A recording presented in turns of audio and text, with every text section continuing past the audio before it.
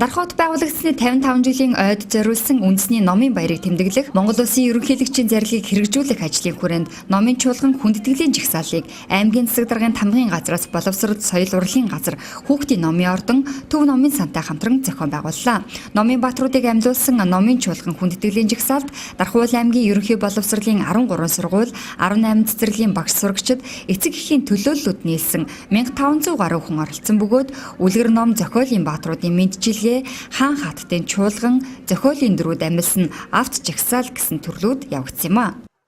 Одоо Дархан хотын маань үүсэн болсон 55 жилийн оймдыг ийм боловсролын салбарынхаа хамт олонны өмнөөс хүргэе. За энэ арга хэмжээнд өнөөдөр Дархан хотын маань ерөнхий боловсролын сургуулийн өмнөх боловсролын байгууллагуудын сурагчид багш нар ажилчид бүгдээр оролцсон номын баатрын дүр дамжсан гэдэг энэ сайхан номын баярын наадмын парад жагсаалыг хийж байна. За энд нийтдээ манай боловсролын салбарын 28 байгууллагын багш сурагчид оролцож байгаа юм.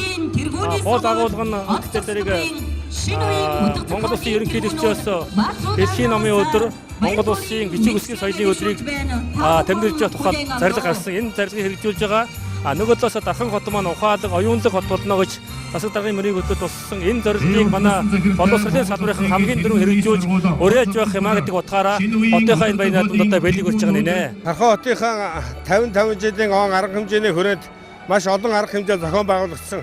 Түүний ганцхан хэсэг нь энэ манай номын баатрууд амьдсан гэсэн дөрийн тоглолттой энэ жагсаал байгаа юм. Энэ жагсаалыг одоо зохион байгуулсан, ажилласан хүмүүстээ баяр талархлаа илэрхийлье.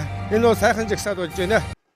Номын чуулган хүндэтгэлийн жагсаалд Монголын болон дэлхийн уран зохиолын бүх цаг үеийн оргил болсон бүтээл, ном зохиол үлгэрүүдийн дүр баатруудыг ерөнхий боловсролын сургуулийн багш сурагчид ийхүү амьлуулсан бол цэцэрлэгийн багшчууд, багш ажилтнууд өхөөр төмхөөрхөн үлгэрийн баатрууд болон хүүхэлдэйн киноны дүрүүдийг амьлуулсан юм а.